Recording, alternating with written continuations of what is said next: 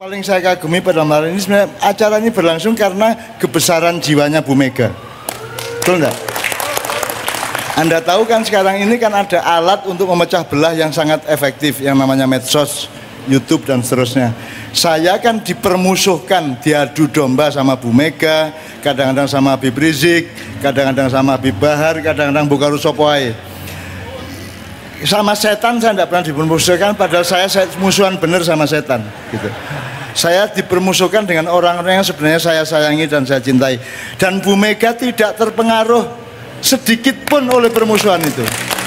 Jadi konco-konco, saya dikritik tadi karena di YouTube saya kelihatan ngos-ngosan, terus saya disarankan merokok tadi, cuman sampai sekarang saya belum dapat izin dari sebelah kanan saya gitu. Kalau sudah dari tadi tak gini-giniin enggak, terus tak cekel-cekel enggak, oh alah, wis ngene aku ya. Ini arek-arek los ngono.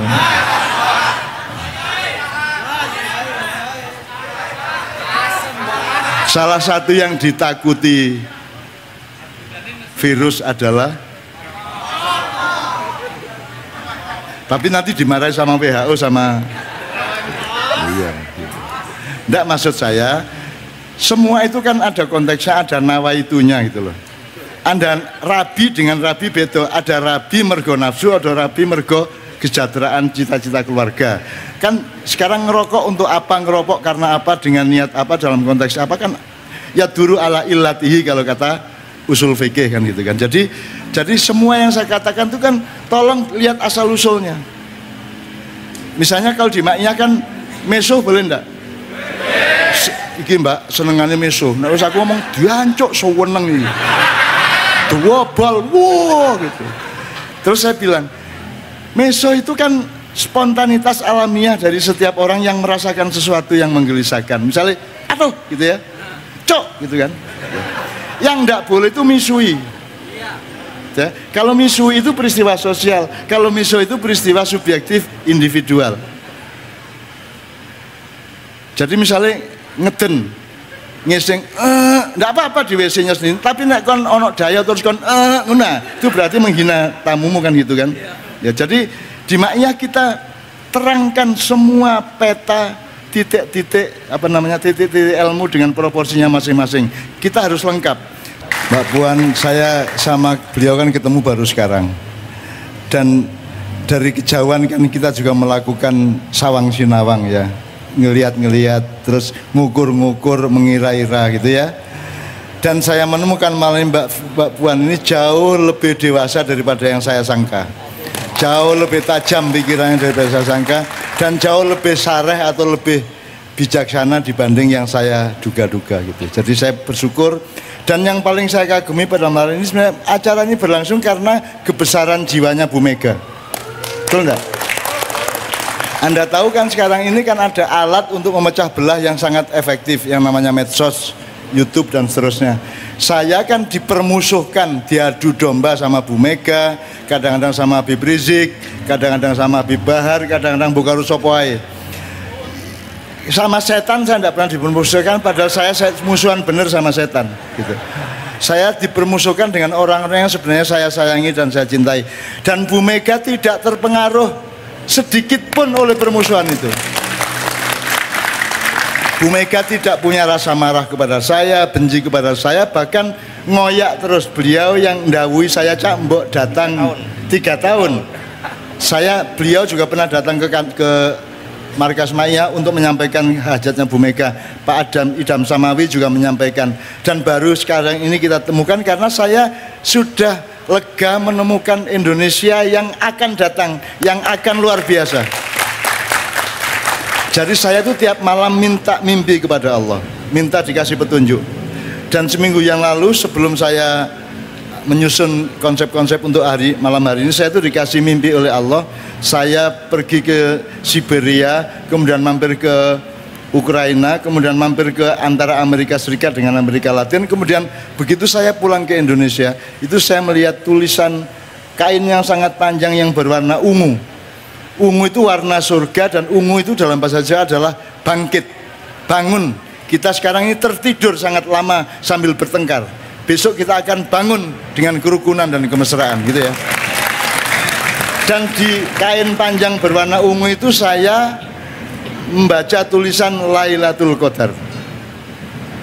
Sehingga saya husnudon, bukan ngeramal, saya husnudon, saya berpikir positif bahwa insya Allah tahun ini adalah tahun di mana Allah ngasih Lailatul Qadar kepada bangsa Indonesia. Akan terjadi putaran zaman yang tidak Anda duga-duga. Akan terjadi perubahan-perubahan yang Anda tidak perhitungkan. Dan itu kita harus antisipasi bahwa perubahan itu kalau terjadi harus menjadi lebih baik dari yang kemarin. Harus lebih baik dari segala hal gitu ya. Dan saya senang sekali mendengarkan jawaban Mbak Puan tadi, luar biasa menurut saya. Artinya saya enggak pernah berpikir Mbak Puan akan menjawab seperti itu gitu loh. Dia artinya kalau nggak pernah ketemu nggak tahu Mbak Puan. Ya. Jadi harus sering-sering tapi ketemu. Kan denger lah ya. Kan mana berani kalau belum jelas PDI adalah pengayoman. Kalau sudah pengayoman saya masuk sini. Gitu. Kemarin kan masih perjuangan, aku Rene kok berjuang, aku dikenek ngene, lah kita laporkan gitu. Jadi saya takut begitu saya dapat informasi dari Allah bahwa PDI itu sekarang PDI pengayoman, maka saya saya datang ke kebagusan, saya datang ke Langit Agung. Cuman saking semangatnya saya sampai tadi kan saya sampai jalan-jalan dan di YouTube dan siaran langsung itu saya kelihatan ngos-ngosan, sehingga saya kemudian dikritik oleh banyak netizen dan saya dapat WA, Cak santai aja ngerokok dulu, gitu. Terus ya kan tidak mungkin bisa merokok di sini dan ini saya agak memang saya itu kalau tidak ngerokok saya itu pekewo sama Allah. Allah itu menciptakan tembakau terus diapain?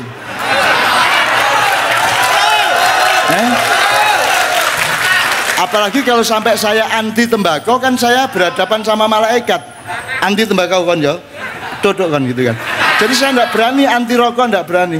Kalau memang rokok itu tidak baik, tolong para dokter, para ilmuwan melakukan penelitian tembakau itu diapain supaya manfaat. Karena tidak mungkin Allah ngasih tanaman tanpa manfaat.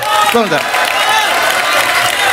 Oke, kalau teknologi dari tembakau menjadi rokok itu tidak bermanfaat, tolong teliti lagi, dibikin apa, sayur kek, lalap kek gitu loh, supaya manfaat. Karena tidak mungkin tidak manfaat. Rabbana ma khalaqta hadza batila. Jelas ya, tidak mungkin Allah menciptakan siapapun dimanapun tanpa manfaat.